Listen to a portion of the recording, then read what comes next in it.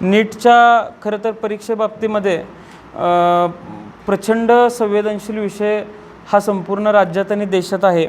आज मला बरेच विद्यार्थी भेटत आहेत ज्यांना परीक्षा चांगली गेली होती, पण जर प्रत्येक वर्षी दरवर्षी यावर्षी सापडले म्हणून यापूर्वी काय झालं हे सांगता येत नाही। आणि परीक्षेचा पेपर लीक झाला म्हणून कोणावर तरी जबाबदारी ढकलायचं काम केंद्र सरकार करत असेल तर ते चुकीचं आहे। केंद्र सरकारने या गंभीर विषयाची दखल आणि जबाबदारीसुद्धा घेतली पाहिजे।